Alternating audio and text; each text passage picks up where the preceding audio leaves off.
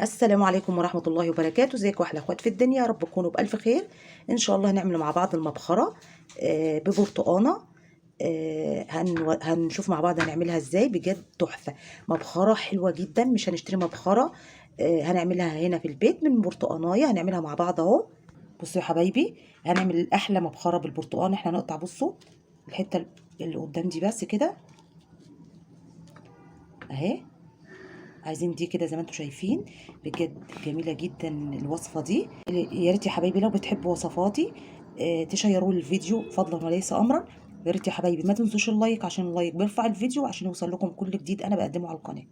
بصوا يا حبايبي، انا هعمل يعني هفرغ كده، اطلع كل البرتقال اللي فيها كده زي ما انتم شايفين بالمعلقه كده. طبعا مش هيترمي، ممكن تعملي بيه عصير، مش هيترمي خالص بجد. وهيديك المبخره دي، هتديكي بقى ريحه تحفه.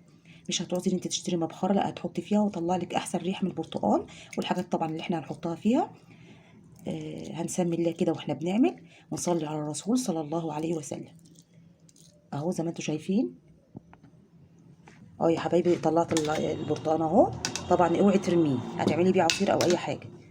بصوا زي ما انتم شايفين كده، والقشره اهي هخرمها معاكم لحظه واحده اهو. هتخرميها كده باي حاجه اهي. اه يا حبايبي، تخرميها باي حاجه، ممكن تخرميها بخله كده. بصوا يا حبايبي برضو دي هتخرموها كده، تعملوها خرام كلها كده.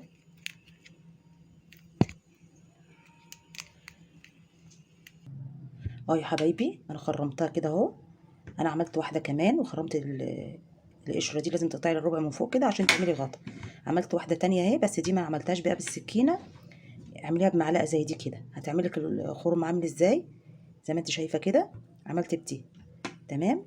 بعد كده اللي احنا طلعناه اهو هنحطه هنا، مش هنرميه. تمام لحظه واحده. اه يا حبايبي زي ما انتم شايفين كده، انا حطيت كده قشر البرتقال اللي احنا طلعناه من الاخرام اللي احنا طلعناها. طبعا انت اي حاجه انت حباها بقى تحطيها. عندك مستكه حطي، عندك ورق غار حطي، اي نوع حاجه انت بتحبيها تحبي ريحتها حطي. انا كان عندي كده ده بخور، نوعين من البخور كان عندي، ما اشتريتهمش يعني، كانوا عندي مركونين، فانا قلت هعمل بيها. طبعا انت الموجوده عندك حطيه. انا عندي البخور ده فانا حطيته. وهحط حته فحم كده.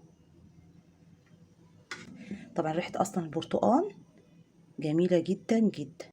اه يا حبايبي زي ما انتم شايفين كده بجد روعه، الريحه تحفه. طبعا لو عندك اي كمكمه في الشقه، عندك اي ريحه وحشه بجد، دي هتضيع لك اي ريحه. مش هتعوزي بقى تشتري مبخره ولا اي حاجه. وريحه البرتقال مع البخور اللي انا حطاها تحفه. طبعا الحاجات اللي انت حباها، لو عندك زيت عطري كمان حطي، روعه. ايه رايكم بقى كده يا حبيبي؟ انا حطيتها كده على كاسات. ممكن تحطيها في طبق، تحطيها في اي حاجه انت حباها، او عندك اي برطمانات كده قديمه تحطي تحتها حطي عليها البرتقانه كده، او اي طبق. في برطمانات اللي هي بتبقى بتاعه العسل الصغيره كده، ممكن تحطي عليها، او تحطي في طبق. اي حاجه بجد تحفه تحفه تحفه. واي عطر انت حباه حطيه، اي حاجه انت حباها حطيه. طبعا احنا في الشتاء شايفين بقى اللي احنا في الشتاء يعني ساعات ما بنفتحش الشبابيك قوي، فعشان ما يبقاش فيه ريحه ولا كمكمه ولا اي حاجه. اعملي المبخره دي في البيت بجد.